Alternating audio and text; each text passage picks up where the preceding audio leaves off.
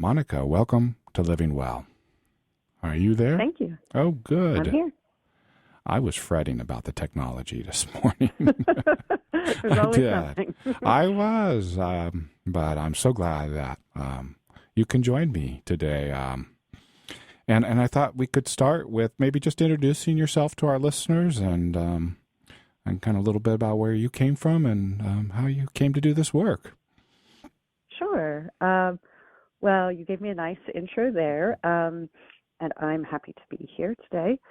So I grew up in Pennsylvania, and I come from a family of people who've been very socially and politically active, and I really got turned on in college I was a women's studies major at Penn State, and I got interested in kind of understanding the roots of the injustices that I was learning more about in our country, and trying to understand what I could do to help. And so I was an African American studies minor too, and so I really got into trying to learn as much as I could, and got excited about really deepening my understanding of other cultures through arts, literature, history, all different facets. And even in college, I was a volunteer and worked at a domestic violence shelter there. So I was just trying to figure out, where I fit in wanting to contribute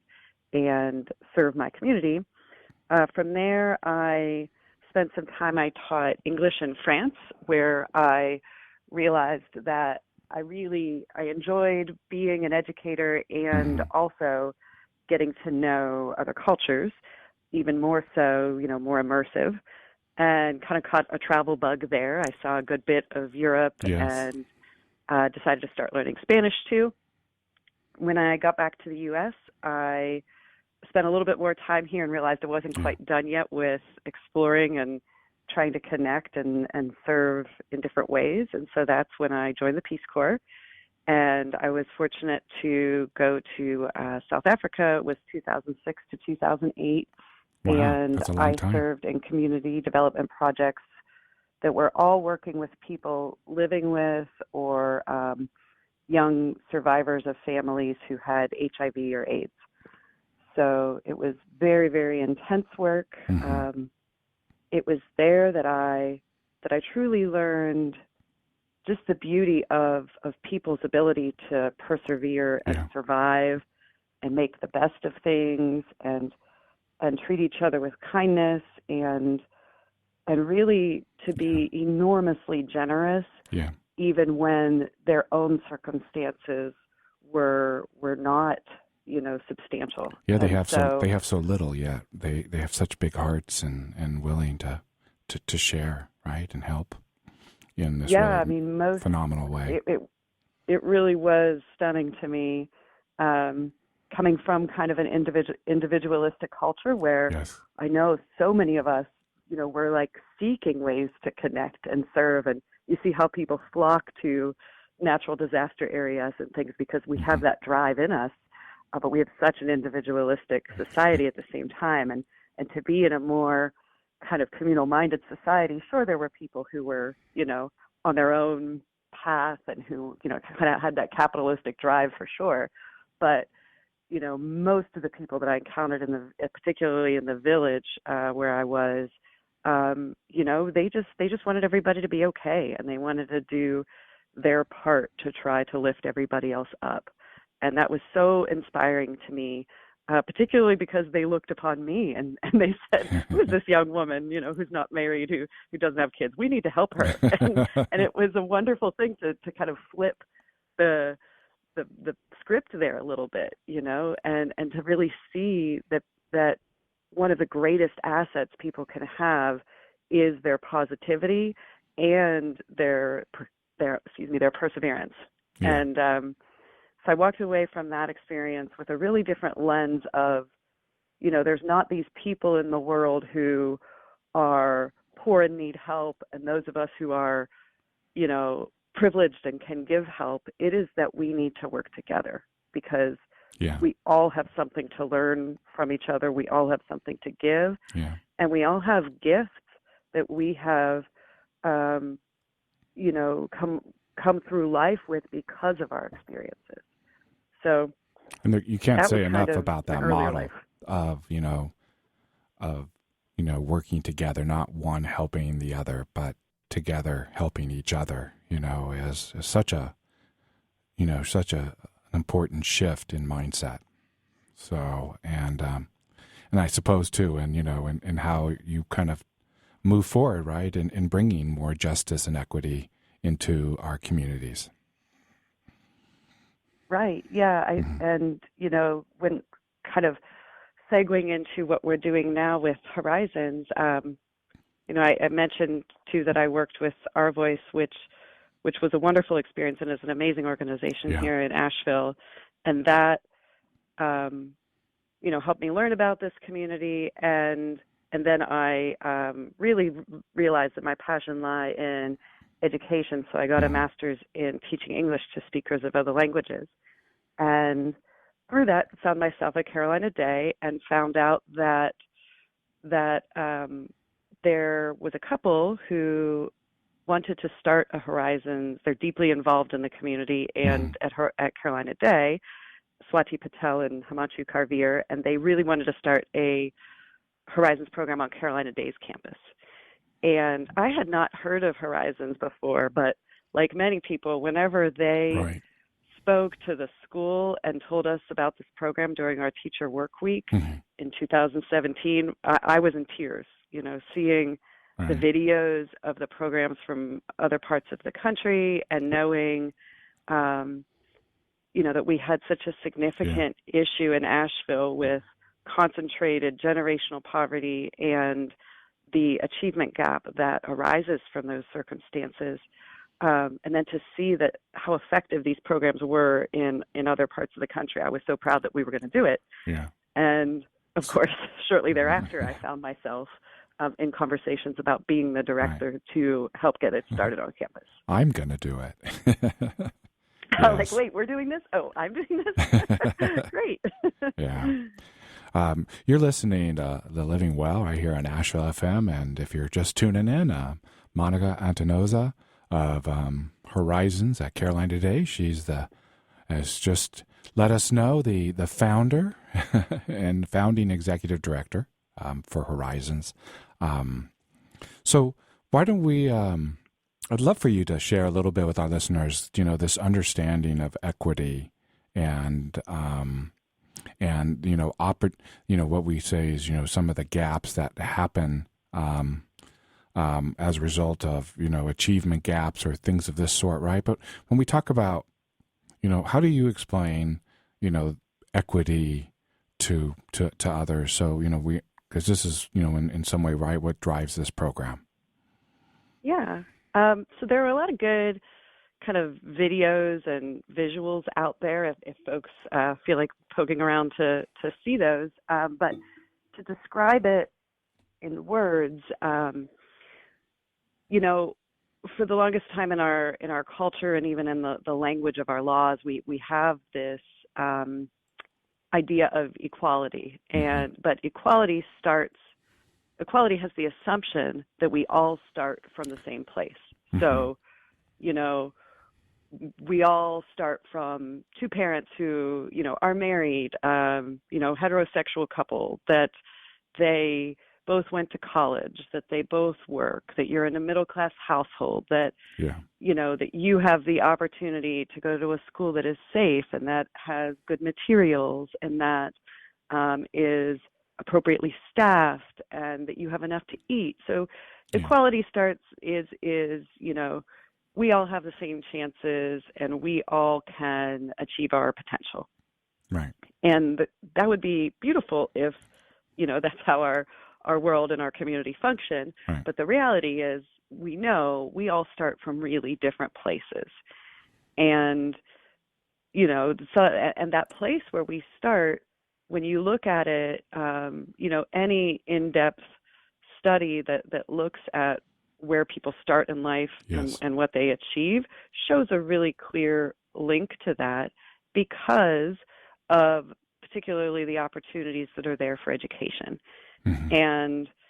And we also know that in order to be able to learn and take advantage of educational opportunities, that our basic needs have to be met. Right. And so, our certainly food, shelter, clothing, and all of that, but also our feelings around our own capabilities, our own possibilities.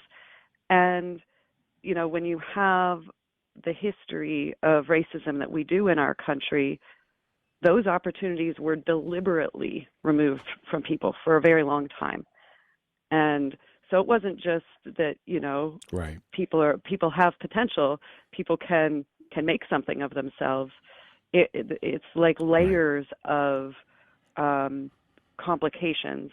Well, like you say that, any right? of us Deliberately. would falter under. Deliberately, that we have to understand, how these, how they were put into place, right? So, and like you say, the effect of that we can almost trace, right? And, and how it ended up affecting certain folks. Right. And whenever you have, you have this whole kind of stew of things going on where opportunity was linked to race, and then then poverty becomes linked with race, because once those opportunities are removed, then how do you move forward in our society? Yeah. So, what we have now, and what we're very aware of, because we have such good data on studying these things now, is we have a place like Asheville, our beautiful mountainous home. Yes. So many of us love, so many of us have chosen to live here. And then many folks have grown up here. And, that the legacy of what has happened, and it's certainly not an Asheville problem by itself, but the result here is that we have one of the worst achievement gaps in the country, which means that our children who are growing up together, who are attending the same schools, who have, on the outside would look like, oh, they're going to the same schools, same opportunities. You could see very clearly a gap in the achievement for students who are Black and brown, and then students who come from lower socioeconomic status. So in some ways, right, Asheville is a good case study, because that's really remarkable statistic, right? To say that, we are number one in the nation in representing this gap in a way We're the fifth in the nation, fifth in the nation, that's but close. still, wow, right? My goodness. Yeah. So, we have this, at the same time, we have this opportunity to see if we can change it, right? Because we've got the data, and I think, particularly, this cycle of city council, right? This is supposed to be on the table, and, really seeing what we can do in our community, to provide more opportunities, right? For those that have, historically not had them. Right. And you asked about the idea of equity and where that comes in. So equity, it means giving people access to kind of those stepping stones towards equality. So if I come from a household where, an easy way to understand it is how we might have financial need scholarships for college. If I come from a household where, my parents have had opportunity and they can afford to send me to college, they should be paying, the full rate. But, being that, if my parents, they're working class, they did their best in their circumstances for sure. And then here I come ready to go to college with so much to offer the world, then there's, I hope, a need-based scholarship available for me. So when we look at what we do with Horizons, the Horizons model, which has been around since the mid-'60s up in Connecticut, and we have 64 programs around the country now. Wow. Our model starts with looking at summer. And so when you think about all parents, what when we have a summer like we do in our country, which in most communities and in most of Asheville, we have these 2.5 months of no school, of kind of an open canvas of what you can do with it.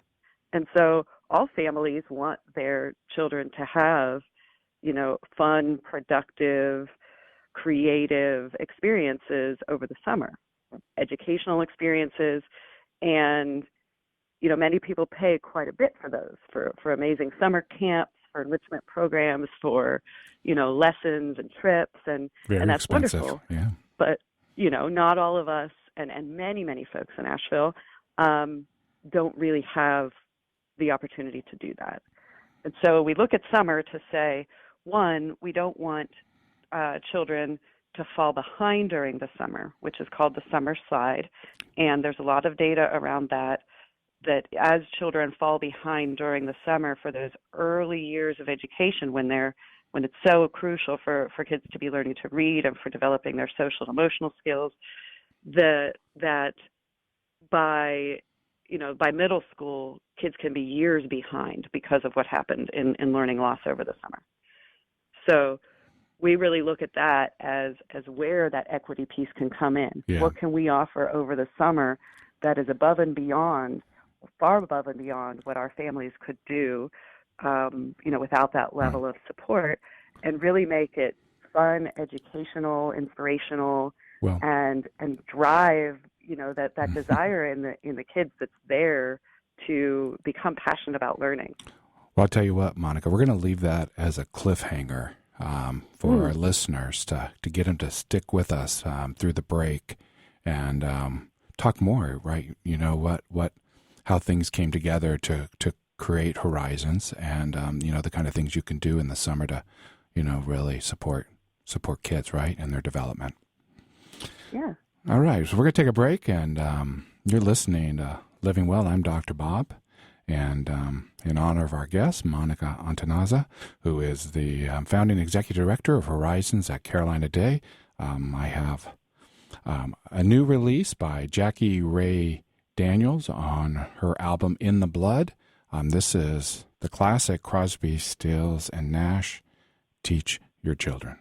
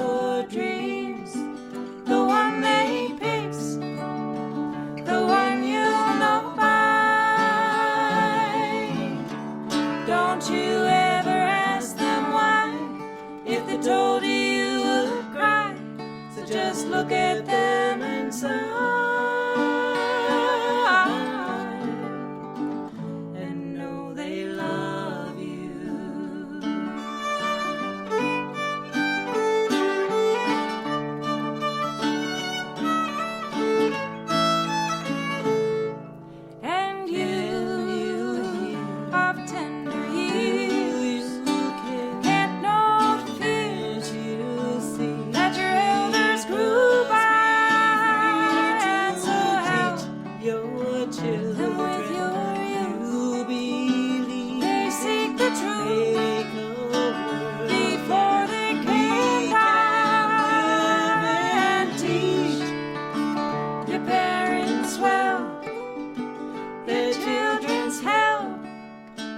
did slowly go by, and feed them on your dreams.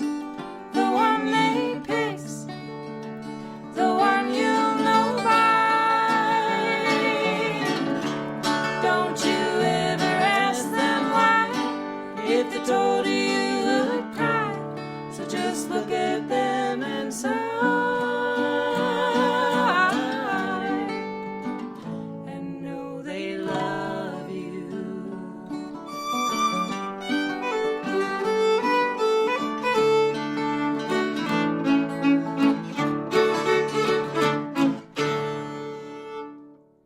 Yeah, you're listening to Asheville FM at 103.3 FM and streamed at ashevillefm.org.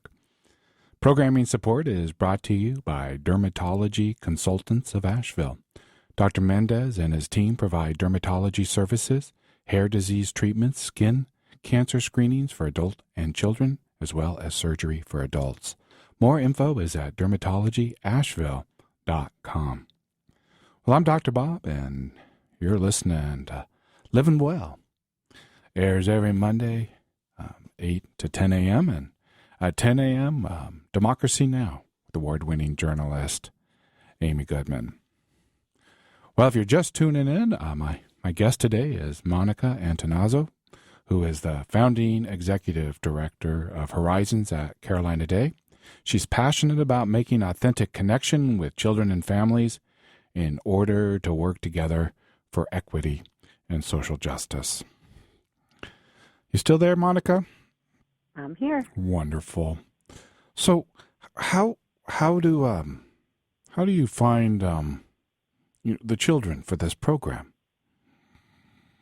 Yeah, so we are, one of the elements of our program that's unique is that children join the summer after kindergarten, and they come back every year until at least ninth grade, and we're hoping to have a high school program as well. So through high school graduation would be our goal.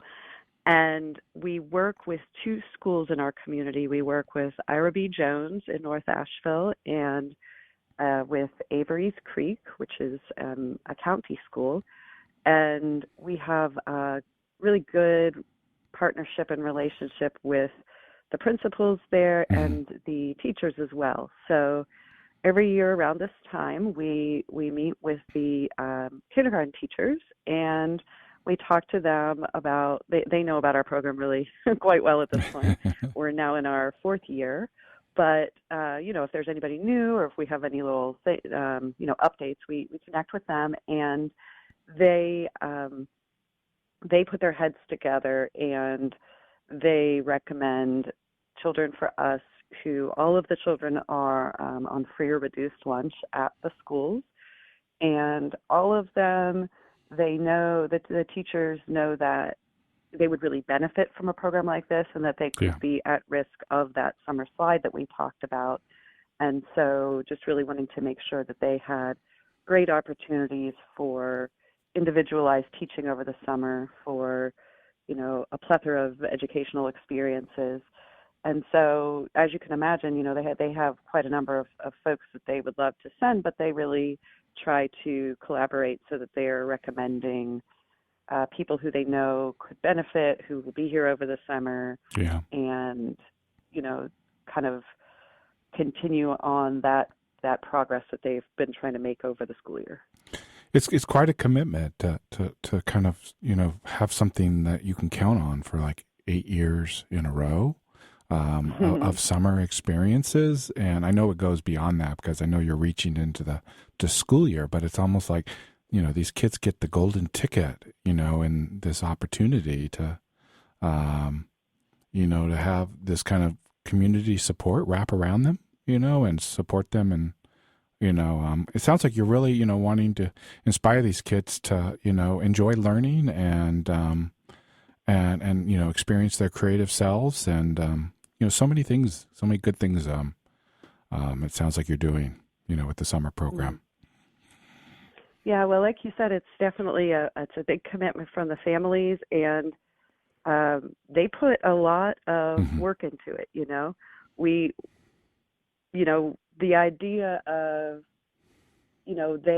it certainly is something that people are starting to recognize by name and are so excited to become a part of, because they see how it's impacting Right. the other children who might be involved, or they've done some research, they've heard about programs in other communities, but we definitely don't want to minimize the work that the kids and the parents have to put in. To be involved in something over such a long time, we really do ask for a lot of communication. We really work to, I think it surprises folks at first just how involved we are in trying to collaborate with them around, maybe other types of support that could help their family, Right. or, communication. We really do talk and text quite a bit. And so, well, I think of, for families that, are well off and, their children are having, a hard time, or, you're just kind of wanting to support them and developing their talents and gifts. That's what we do already. We get out, we collaborate, we talk with people, we bring, we have access and resources, to, to help our kids. And, Totally. and it feels like, you're doing that same thing, with Horizons, in this really cool way where, the parents and families are really involved in this. Yeah. So say a little bit about the kind of what the kids experience during the summer enrichment program. So our summers, a child in one of the other programs years ago, she was quoted as calling it 6 weeks of happiness.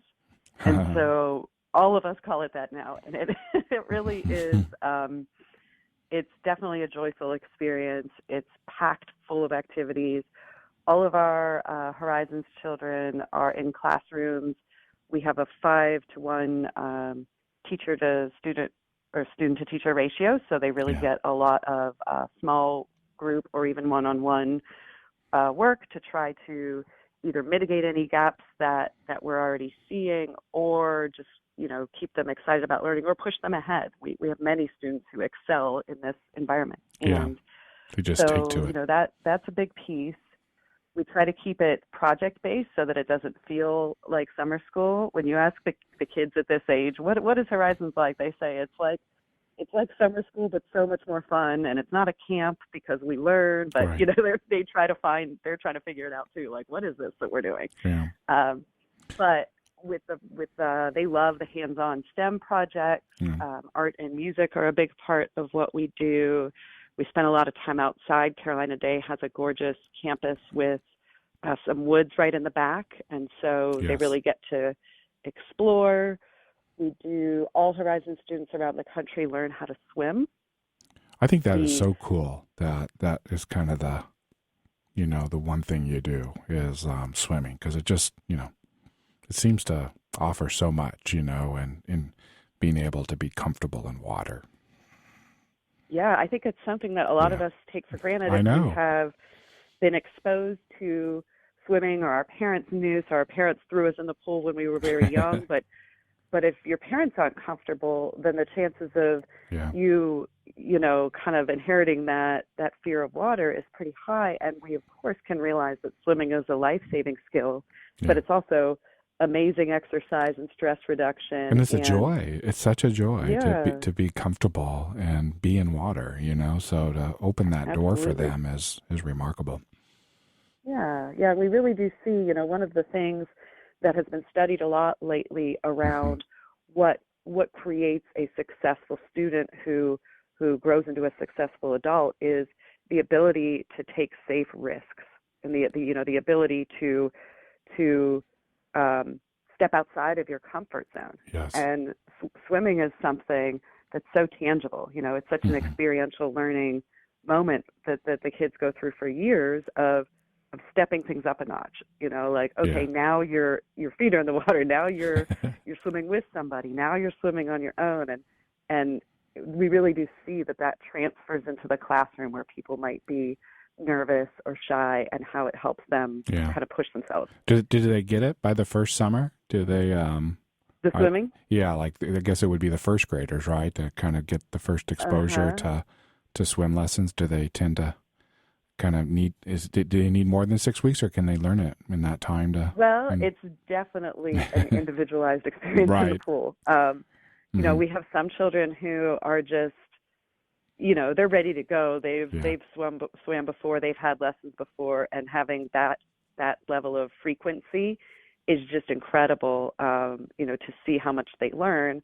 Whereas we have had a few children who were so intensely afraid of the water that their progress by the end of 6 weeks is, letting go of the volunteer or the instructor and just being so proud of themselves to like dunk their head under their water without anybody touching them.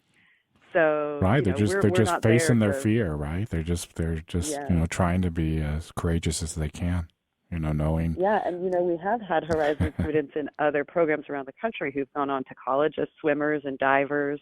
We had one competing as an Olympic diver, and so we're not trying to train everybody up to that level. So whatever feels like success to them is beautiful to see. Well, one thing that I believe science and research has shown, right, is that for some of these kids that don't have an opportunity to do much in the summer, their reading and math really drop off from one year to the next, right? And right. And you have, this program has shown some effectiveness in kind of stopping that from happening. Yeah. Yeah, we parents and educators, we all know that all of our children have this summer slide. If they've got a 2.5 month break, we're all trying to figure out, how can I keep them reading? How do you integrate math into these open days? But certainly for folks who are working all of the time or don't have the financial means to create all of these enrichment activities, it's harder for their kids. So what we've seen because of our program, like I mentioned, we've got all the educational elements to swimming. We also do field trips. Children, we have really interesting guests, musicians and speakers, scientists who come in. The results that we're able to see are that over 6 weeks of the summer, the children gain 8 to 12 weeks in those academic areas that we can study. So the math and reading. Right. And so that's pretty phenomenal. That is remarkable. Not only are they not losing any learning, but they're gaining, to the rate that's measured, in multiples beyond what you would think in a 6 week time period. Yeah. And I imagine, for many of these kids, right, there starts to build a self-confidence and a belief in themselves, as they kind of, take in, kind of the experiences and successes they feel at the program. They become determined to beat the odds, so to speak. Yeah. Yeah, I think, I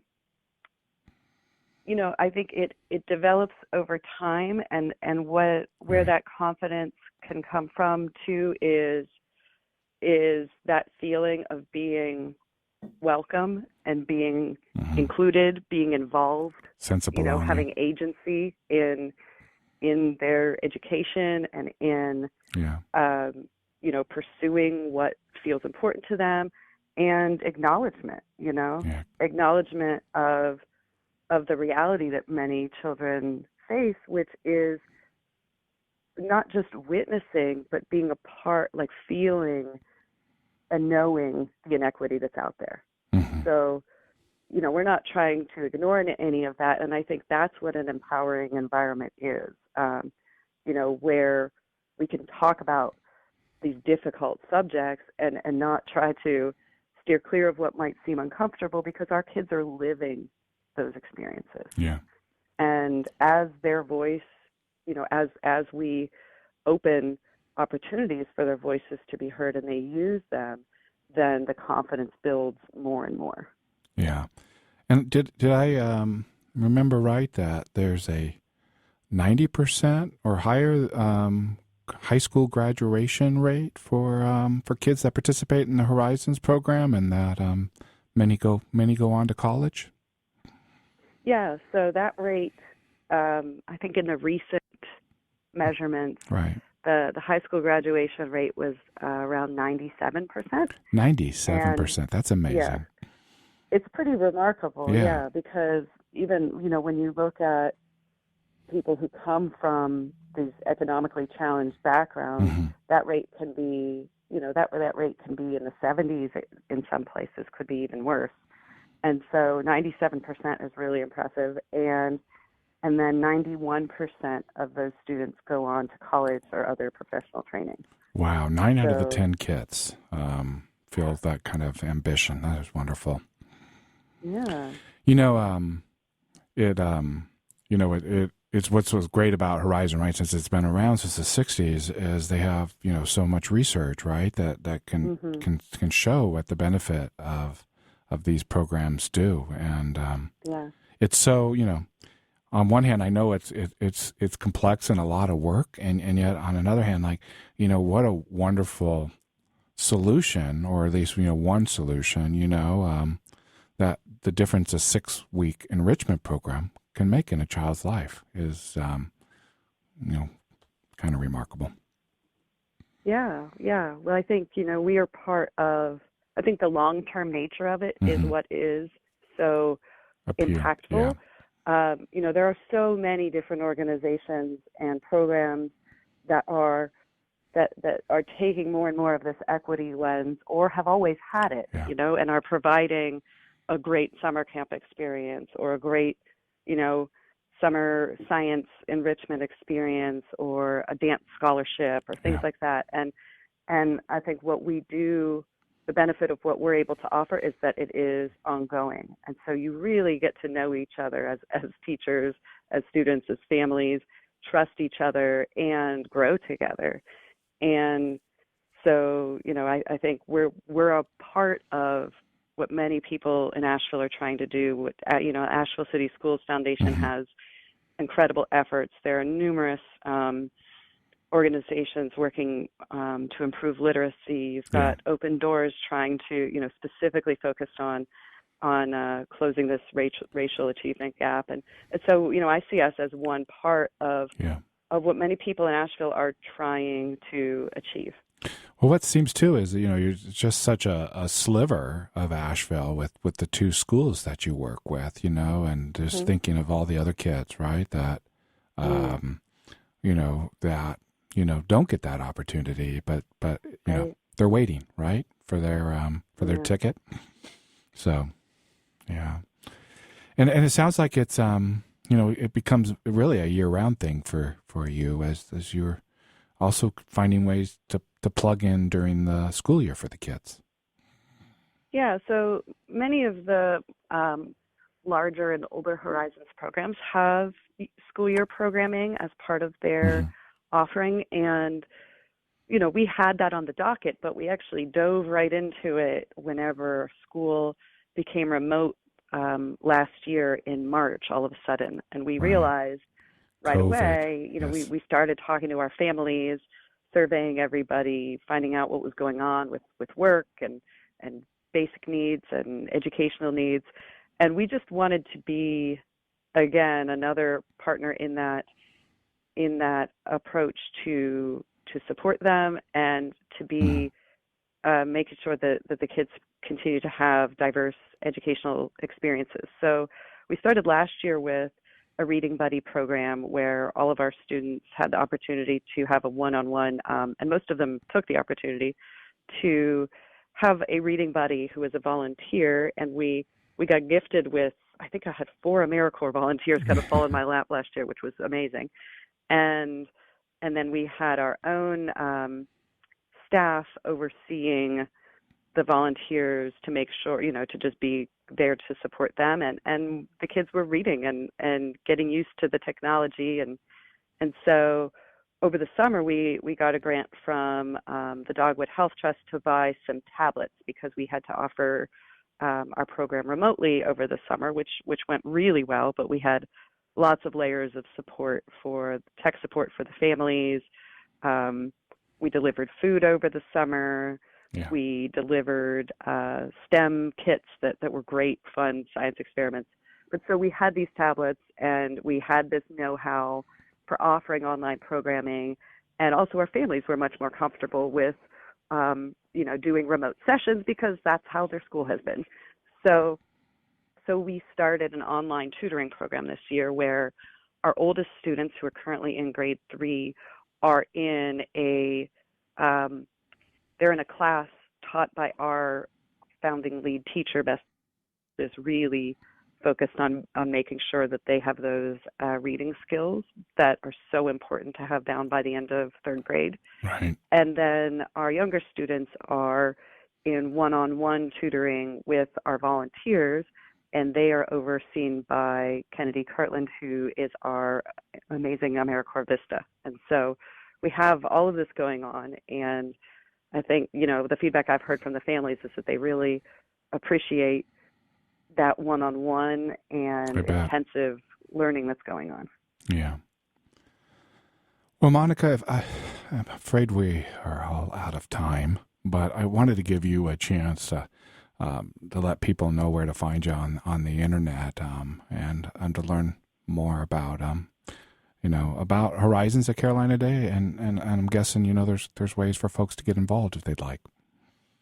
Yeah, absolutely. So if you just Google Horizons at Carolina Day, we will pop up at the top, and I welcome you to check out our website. You'll see on there right at the top that there's a link to subscribe to our newsletter, which we don't bombard you, but we send out some, I think, really good updates about what goes on in our program at different times of the year. We currently have, I believe, 4 summer positions open for working with the program, so you will find those on our website as well. And we have a AmeriCorps Vista position that we would love to have somebody local apply for if there's anyone out there. It's that runs from June 2021 through June 2022. And you'll have our current Vista to mentor you, which is great. We are a Carolina Day program and receive incredible in-kind support from them, but we fundraise entirely separately from the school. So through grants, through generous individual donations, corporations, local businesses. So that financial support is really important for us being able to offer this program in Asheville. And there's tons of volunteer opportunities also on the website. So just check it out. And we're also on Facebook and Instagram, of course. So find us on there, give us a like, and that helps us out. Well, thank you, Monica, for joining me today. I love hearing about the nonprofits in our community and the good work that they're doing. And thank you so much for the work that you're doing in the world.